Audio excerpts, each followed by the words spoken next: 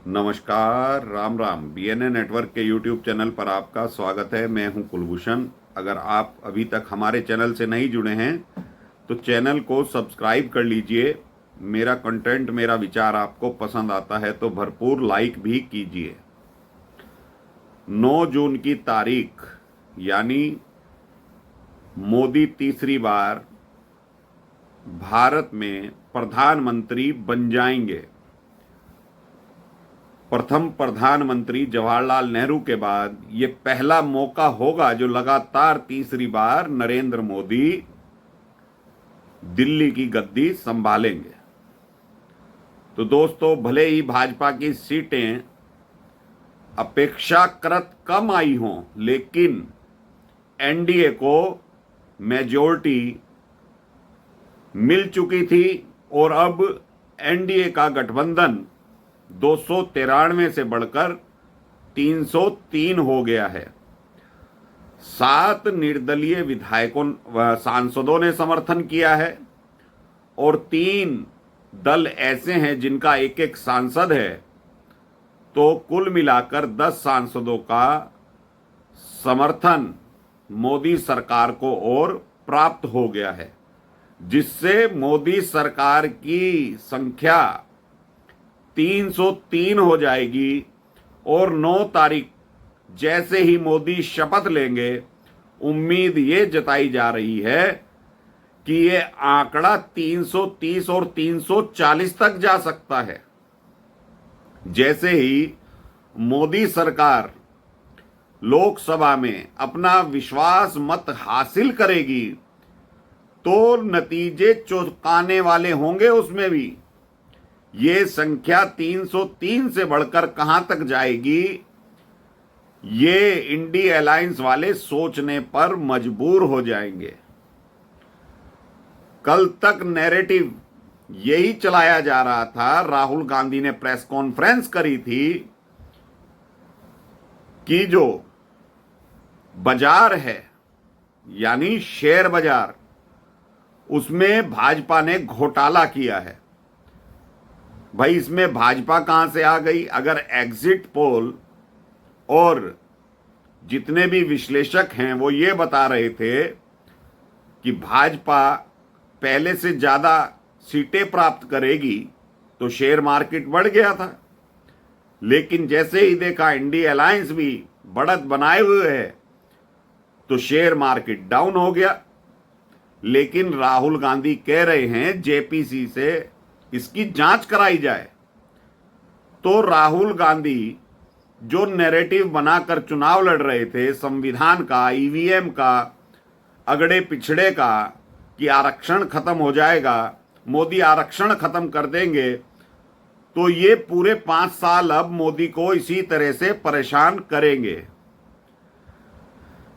लेकिन मोदी ने ये साफ कर दिया है कि वो किसी के दबाव में काम नहीं करेंगे।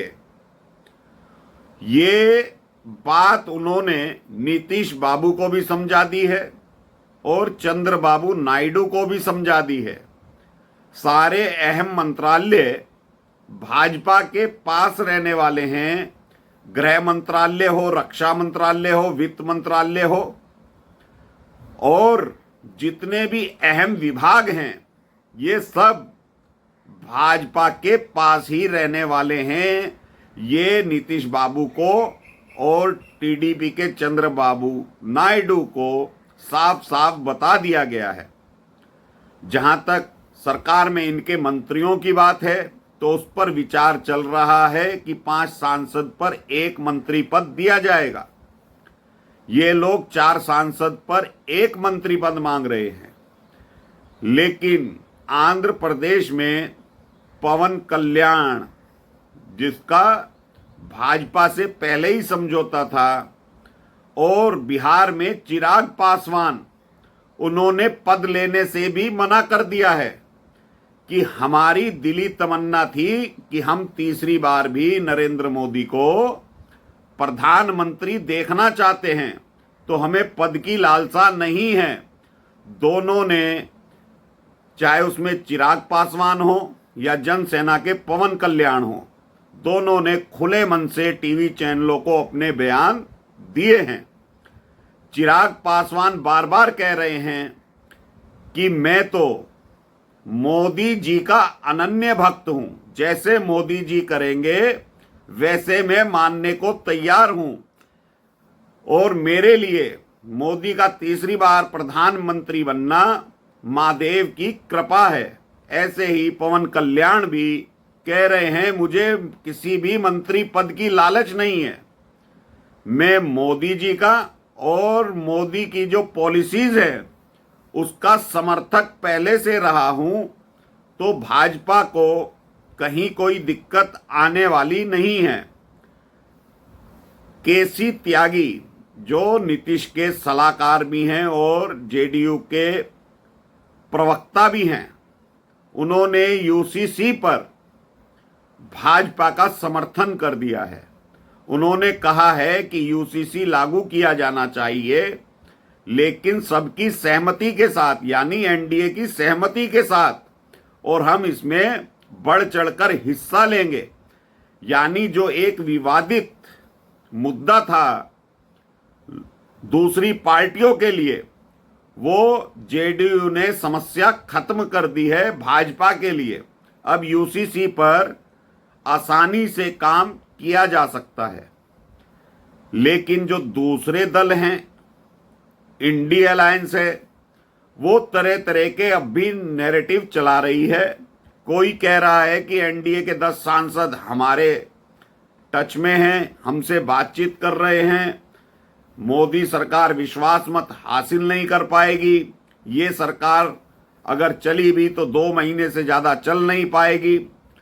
तो मोदी चुपचाप रहकर इन सब लोगों के बयान सुन रहे हैं, और जिस दिन मोदी शपथ ग्रहण करेंगे या विश्वास मत जिस दिन हासिल करेंगे, इनको मुंह तोड़ जवाब देंगे और अपनी पॉलिसीज बताएंगे कि हम क्या क्या पॉलिसीज अब लागू करने वाले हैं। क्योंकि वित्त मंत्रालय भी भाजपा के पास रहने वाला है, गृह मंत्रालय भी और रक्षा मंत्रालय भी। नितिन गडकरी का विभाग भी भाजपा अपने पास ही रखेगी। ये सारी शर्तें खोलकर भाजपा ने ही रख दी थी नीतीश बाबू के आगे और टीडीपी के आगे। तो अब इसमें कोई गुंजाइश नहीं है कि ये लोग इन पदों की मांग भी करें, और जेडीयू या टीडीपी हो, इनको एक एक कैबिनेट मंत्री का दर्जा दिया जाएगा, और हो सकता है 2-2 राज्य मंत्री इनके बनाए जाएं। और एनडीए में किसी प्रकार की कोई हलचल नहीं है, किसी को मंत्री पद का लालच नहीं है। शिवसेना शिंदे ने भी कह दिया है कि हम मजबूती से मोदी जी के साथ खड़े हुए हैं। तो अब कोई भी सरकार बनने में दिक्कत नहीं है, चलने में दिक्कत नहीं है, और मोदी के तेवर पहले से भी कड़े होने वाले हैं तीसरी योजना में। क्योंकि जो हताशा और निराशा हाथ लगी है भाजपा को, कहीं ना कहीं मोदी को भी गहरा धक्का लगा है। तो वो कड़े तेवर और कड़े फ्लेवर में इस बार अपनी योजनाओं को अंजाम देंगे, इंडी अलायंस को जवाब देंगे। जो जो योजनाएं मोदी तैयार करवा रहे हैं 100 दिनों की, 125 दिनों की, जो शुरू के 100 दिनों में कार्य किया जाएगा, उसी में ही इंडी अलायंस को ध्वस्त करने की योजना भी तैयार की जा रही है। अमित शाह, शिवराज सिंह चौहान, ये 2 व्यक्तियों को ऐसी जिम्मेदारी सौंपी गई है कि और जितने सांसद जो इंडी अलायंस से दूर होना चाहते हैं, वो अब भाजपा यानी एनडीए को समर्थन देंगे, और ये संख्या 330 तक जाने वाली है। और भाजपा के जो हेडक्वार्टर है वहां से कुछ चीजें निकल कर आ रही हैं। अगर नीतीश बाबू और चंद्रबाबू नायडू ब्लैकमेलिंग करते हैं या कोई डिमांड ऐसी रखते हैं जो भाजपा के लिए नागवार है, तो उन्हें बाहर का रास्ता भी दिखा दिया जाएगा। क्योंकि आज की तारीख में इन दोनों के बिना 275 सांसद एनडीए के पास हैं, जिनका समर्थन पत्र राष्ट्रपति महोदय तक पहुंच चुका है। तो ये जो 28 सांसद हैं जदयू के और टीडीपी के, भाजपा ने ये भी मन बना लिया है कि हमें इनकी जरूरत तो है, पर इतनी जरूरत नहीं है कि हम इनकी हर डिमांड पूरी करेंगे। तो दोस्तों, कड़े तेवर कड़े फ्लेवर के साथ मोदी 9 जून को शपथ लेने वाले हैं। विदेशों से मेहमानों की सूची भी तैयार हो गई है, निमंत्रण पत्र भेजे जा चुके हैं। तो बड़ा दिलचस्प होने वाला है 9 जून के बाद जो भी संसद में विश्वास मत हासिल करेंगे मोदी, और मोदी अपने संबोधन में क्या क्या कहेंगे और फैसले लेंगे, वो देखने लायक होगा। तो अभी के लिए इतना ही। मेरा कंटेंट, मेरा विचार आपको पसंद आए तो भरपूर लाइक कीजिएगा, चैनल को सब्सक्राइब कर लीजिएगा, बेल आइकॉन दबा लीजिए। धन्यवाद। नमस्कार। भारत माता की जय।